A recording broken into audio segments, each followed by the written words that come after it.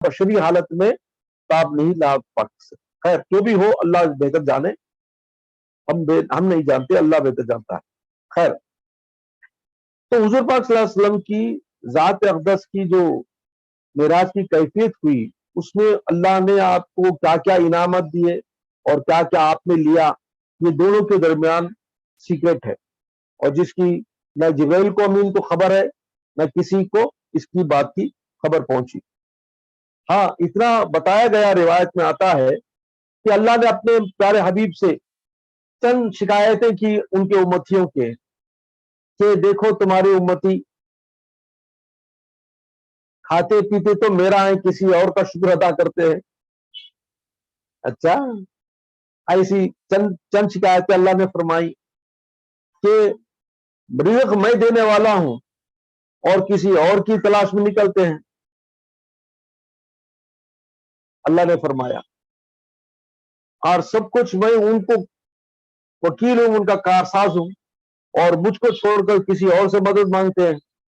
ایسے بہت ساری شکایتیں اپنے پیارے حبیب سے اپنے امتیوں کی تو حضور صلی اللہ علیہ وسلم بھی اس کو سنتے رہے, اور وہی تاکید ہم سے آنے کے بعد فرمائی کہ اللہ نہیں چاہتا کہ تم اس کا کھاؤ اس کا پیو کسی اور کا گاؤ, یا تمہارے رزق کے لیے تم بیکار پریشان مت ہو جانا, کیونکہ وہ تمہارا رزق بنا ہوا رکھا ہے, اس کا ذریعہ بنایا اور رکھا ہے. اسی طرح اللہ تعالیٰ کی نعمتوں کا شکر ادا کرتے رہو تاکہ تم کو اور زیادہ عطا کرے. تو اس طرح سے تاکید اپنے اللہ کی طرف سے ہم کو پہنچائی. تو بتانے کا مقصد کہ اللہ اور اللہ کے رسول کے درمیان میں, محبوب اور محب کے درمیان میں بہت ساری محبت کی باتیں ہوئی, جو پیاری پیاری باتیں ہیں. چند باتوں کو حضور صلی اللہ علیہ وسلم نے ہم تک پہنچائی, اور چند امپورٹنٹ باتیں تھی جس کو آپ نے نہیں پہنچا, کہ وہ سیکرٹ تھا دونوں کے درمیان. اب چند بزرگوں کا خیال یہ بھی ہے کہ حضور صلی اللہ علیہ وسلم کو 3 یا 4 علم عطا ہوئے. ایک علم تھا علم شریعت, علم شریعت جو ہم کو ادا کرنا ہے, احکام خدا بندی ہیں, نماز روزے وغیرہ. اور علم طریقت تھی, معرفت کا علم تھا کہ اللہ کی معرفت حاصل کریں. اور تیسری چیز تھی علم حقیقت, کہ اللہ کی حقیقت جانیں. اور چوتھا علم جو تھا وہ تھا, اور اللہ کے رسول کے درمیان میں راز و نیاز کا جو امپورٹنٹ سیکرٹس تھے. تو آپ نے حضور صلی اللہ علیہ وسلم نے تینوں علم کو خاص خاص بندوں تک پہنچایا. مطلب شریعت کا علم کامن کر دیا, تمام امت کے لیے کامن ہو گیا. قرآن ہے, نماز روزے زکوٰۃ وغیرہ کے جو احکامات ہیں جس کو کرنا چاہیے, یہ ساری چیزوں کو آپ نے بتا دیا تاکہ امت اس پر عمل پیرا ہو کر اللہ کی رضامندی حاصل کرے. تو یہ تھی اللہ کے پیارے حبیب کی شریعت کی تعلیم جو امت کو آپ نے کامن کر دی. دوسری تھی معرفت کا علم. یہ تو خاص علم تھا جس کو آپ نے حضرت علی رضی اللہ عنہ کے ذریعے تمام مخصوص صحابہ کرام کو اور مقصود آنے والے تمام امتیوں کے مقصود گروہ, جس کو اولیاء کرام کا گروہ کہتے ہیں, صالحین کا گروہ کہتے ہیں, ان تک یہ علم پہنچا. اور آگے کے جو علم ہے جس کو علم لدنی یا علم حقیقت کہتے ہیں, وہ بھی خاص خاص صحابہ کرام کو, اور اس میں علی رضی اللہ تعالیٰ چیف ہے, ان سے ملا خاص صحابہ کرام کو. اور یہ ملا آپ کی آل میں حضرت امام جعفر صادق کے تھرو تمام اولیاء کرام کو. ان اولیاء کرام میں جو چھوٹی کے اولیاء کرام غوث اقطاب ہیں, ابدال ہیں, اس میں بھی کتب اور غوثیت کے جو درجے پر پہنچتے ہیں, ان کو یہ علم لدنی کا بھی اللہ نے حضور پاک صلی اللہ علیہ وسلم کے ذریعے سے عطا فرمایا علم. تو تھرڈ علم. فورتھ علم جو تھا بالکل خاص الخاص علم تھا, اخواص بولتے تھے, خاص الخاص علم. یہ صرف اللہ اور اللہ کے رسول کے درمیان سیکرٹ نالج تھی جو حضور صلی اللہ علیہ وسلم نے اس کو ظاہر نہیں فرمایا. خیر یہ تینوں علم یا چاروں علم اس کو حاصل کرنے کے لیے, یا 3 علم جس کو ہم حاصل کر سکتے ہیں, اس کے ذرائع، اس کے جو میتھڈز ہیں، اس کے جو پروسیس ہیں، اور اس کا جو ایک لائن آف اپروچ ہے، وہی ہے جس کو اولیاء کرام نے اڈاپٹ کیا ہے۔ شریعت کا علم تو کامن مسلمان کرتا ہے، ہر ایک تو کرتا ہے، لیکن آگے کی منازل ہیں، جیسے علم معرفت ہے، علم حقیقت ہے، علم لدنی ہے، اس کو حاصل کرنے کے لیے ہی تمام اخواص اولیاء کرام نے اپنی ساری زندگی کھپا دی۔ اب یہ علم بھی جو ہے سارے امتیوں پر فرض نہیں ہے، پہلا علم فرض ہے، شریعت کا علم تمام مومن مسلمانوں پر فرض ہے، فرض عین ہے، اس کو جاننا ہی چاہیے اور جان کر اس پر عمل کرنا چاہیے، اس میں کوئی اسکیپ نہیں ہے۔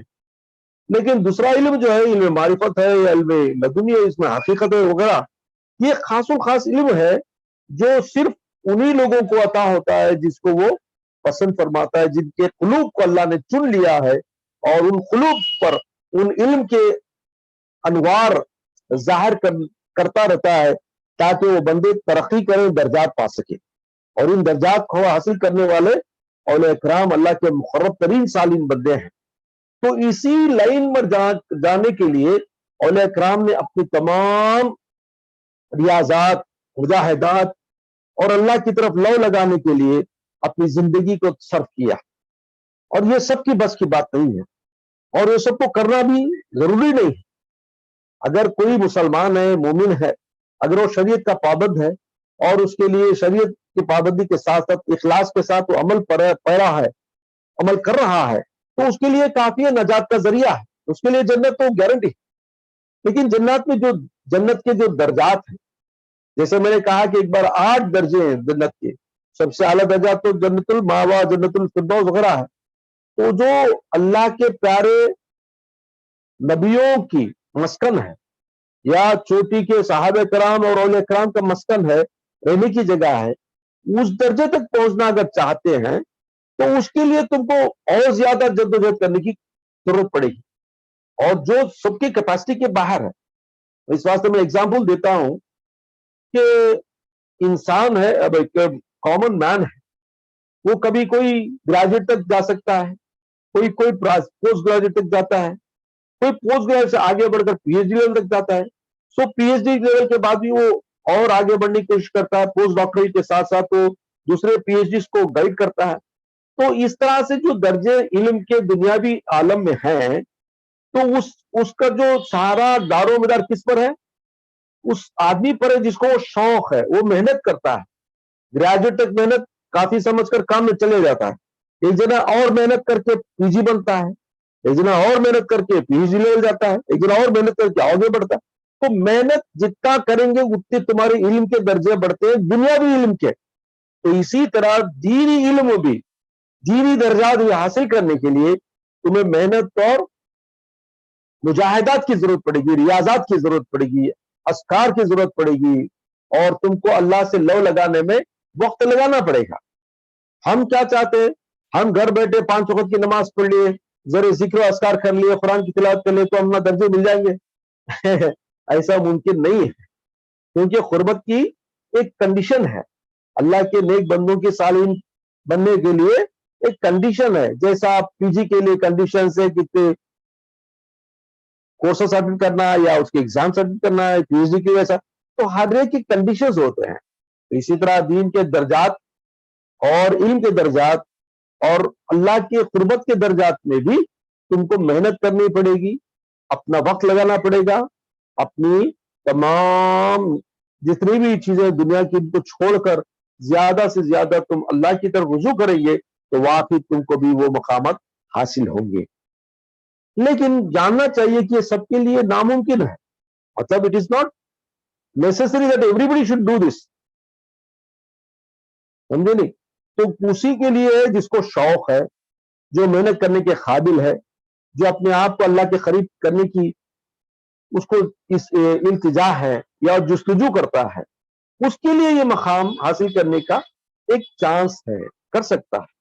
لیکن جو کچھ بھی عطا ہوگا وہ اس کے اور رب کے درمیان ایک قسم کا ایک معاہدہ ہے کہ اللہ دیکھتا ہے کہ بندہ چاہتا ہے تو وہ دینے تیار ہو جاتا ہے، لیکن کتنا دیتا ہے وہ اللہ جانتا ہے کتنا دے گا، کیونکہ جتنی کیپیسٹی ہے اتنا ہی دیتا ہے۔ جیسے اللہ نے فرمایا लहा मा कसबत व अलैहा मक्तसबत। तो जिसको जितना तकलीफ पहुंचेगी उतना तकलीफ देता है, क्योंकि हर एक की कैपेसिटी नहीं है कि वो दिन रात भूखा रहे, चाहे 24 घंटे सोए बगैर मेहनत करते रहे या रियाजत में रहे। औलिया कराम कई महीने सोते नहीं थे, औलिया कराम 40-40 दिन तक खाते पीते नहीं थे। क्या हमारी हालत हो सकती है? एक रात हम नहीं सोते, नीचे पर हो जाते, या कम सोते नीचे पर हो जाते।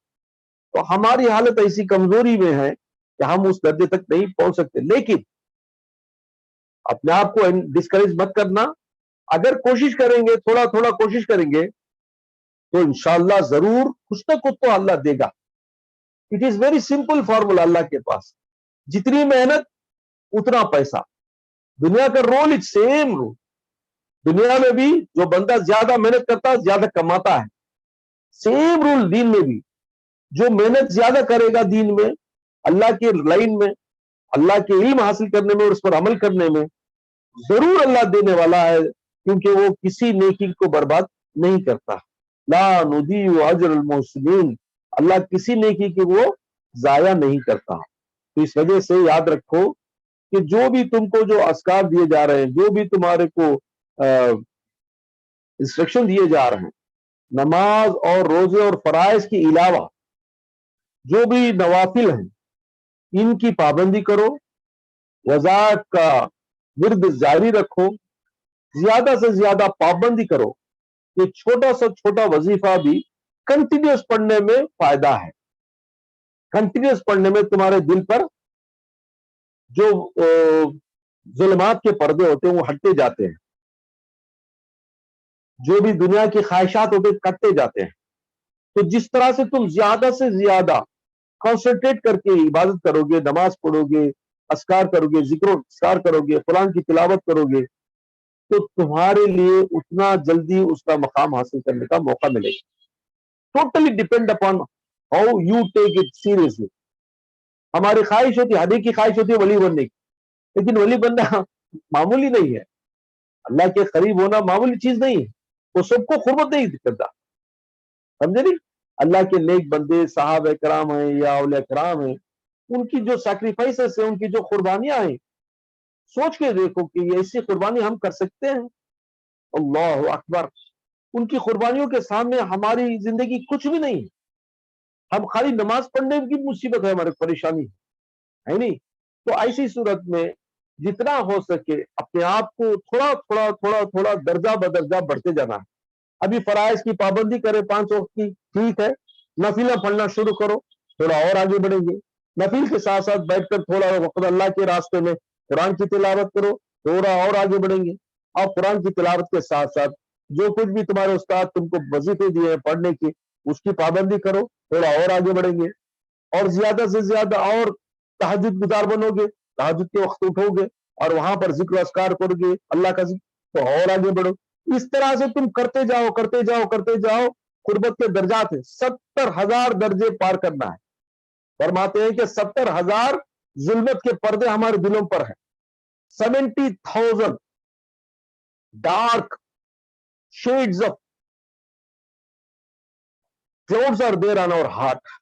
70,000 पर्दों को चीर कर कुर्बत हासिल करना पड़ता है, अल्लाह का नूर हम पर आता है। तो अल्लाह के नूर को हासिल करने के लिए तमाम पर्दों को, इन तमाम जुल्मात को दूर करना पड़ेगा और उसके लिए मेहनत करना पड़ेगा, उसके लिए जस्तजू करना पड़ेगा। अब बोलेंगे मौलवी साहब हमें तो बाल बच्चे वाले हैं, हमें तो मर्द को देखना है, बच्चों को देखना है।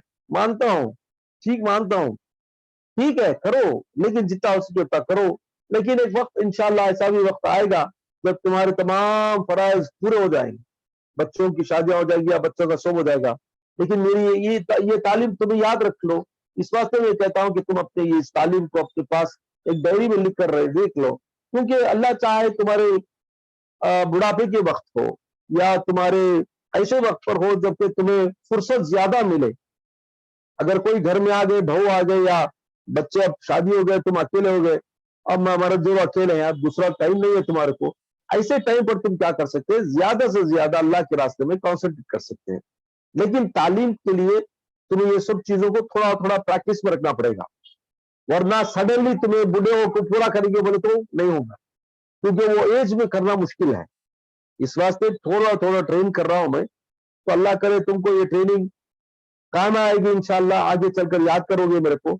تو یہ ٹریننگ تمہارے لیے آخری کے دور میں تمہارے لیے بہت فائدہ مند ہوگی، اور اس کو اپنے اپنے ڈائری میں اپنے پاس اس کو حفاظت سے رکھو. اس واسطے میں کہتا ہوں ریکارڈ کر کے رکھ لو، لکھ کے رکھ لو، کیونکہ یہ ساری چیزیں پھر واپس نہیں ملتی ہیں، سمجھے نہیں؟ تو جو چیزیں بتائی جاتی ہیں اس کو حفاظت سے رکھ لو، کام آئیں گے انشاءاللہ. اللہ تعالیٰ سے دعا ہے پروردگار، یا اللہ ہماری جو کچھ بھی اللہ ہماری کوششیں ہوتی ہیں تیری راہ میں آنے کے لیے، اسے اللہ قبول فرمائے. اللہ تعالیٰ تو اپنی رحمت سے اپنے فضل سے ہماری ٹوٹی پھوٹی عبادتوں کو ریاضتوں کو قبول فرما کر یا اللہ تیری محبت اور تیری خدمت ہمیں عطا فرما. وآخر دعوانا ان الحمدللہ رب العالمین.